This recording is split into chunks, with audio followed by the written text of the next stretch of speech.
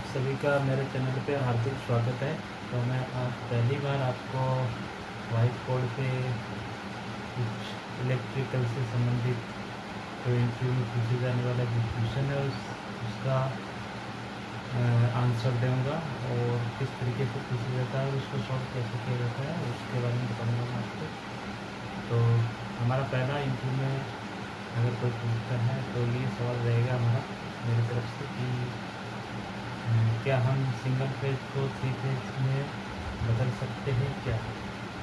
तो उसका उत्तर होता है कि जी हाँ, बदल सकते हैं। तो कैसे, तो मैं बताऊँगा आपको बोर्ड पे किस तरीके से बदलता है।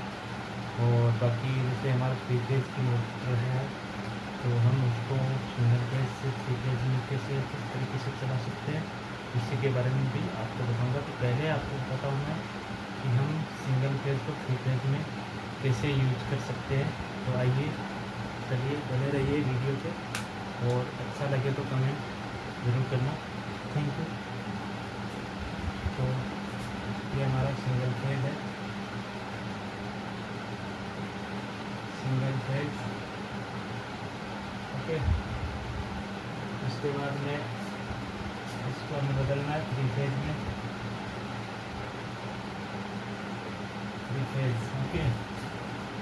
अब क्या होता है दोस्तों, सिंगल फेज में बदलने के लिए हमें इसमें रेक्टिफायर इन्वर्टर सर्किट ये दिएगा, उसके बाद में ये 3 फेज में चेंज हो सकता है। तो ये सिंगल फेज हो गया हमारा। यहाँ पे हमने रेक्टिफायर यूज करना है,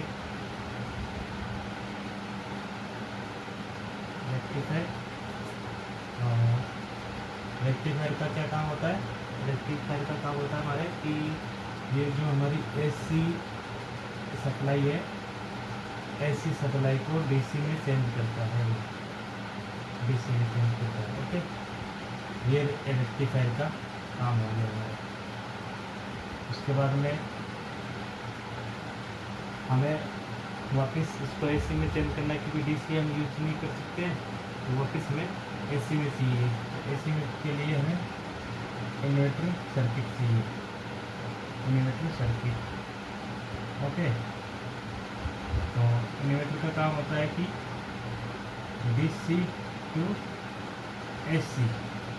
अब ये जो एसी मिलेगी हमें 3 फेज में मिल सकती है, 2 फेज में यूज़ कर सकते हैं, 3 फेज में यूज़ कर सकते हैं, और सिंगल फेज में यूज़ कर सकते हैं। ये इस तरीके से ये हमें एसी सप्लाई मिलेगी 3 फेज, ओके। इस तरीके से ये हमें 3 फेज हम इससे यूज करने का लाइक जैसे, और ये जो पूरा सर्किट होता है हमारा यहाँ से यहाँ तक, ये जो एक सर्किट होता है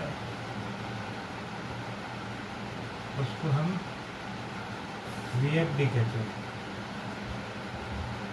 ये जो हमारी VFD होती है वो इसी तरीके से बनी रहती है। अब रिक्वायरमेंट ये रहती है कि हमें किस तरीके के सिलेक्शन करना, कौन सी VFD चाहिए हमें, तो इसकी रेटिंग के हिसाब से हमें यूज़ करनी पड़ती है।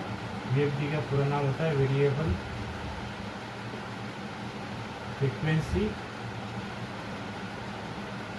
Drive, okay. तो ये हो गया हमारा सिंगल फेज से 3 फेज चेंज करने का VFD के थ्रू डायग्राम। इस तरीके से हम यूज कर सकते हैं। बाकी सिंगल फेज से अगर 3 फेज में हम VFD के द्वारा चेंज कर रहे हैं, तो जैसे मान लो हमारी मोटर है, तो वो जैसे 3 फेज में जैसे हमारा सप्लाई 3 फेज का है, उस तरीके से अगर हमें सप्लाई नहीं मिल रही है, इसमें थोड़ा बहुत फर्क रहेगा।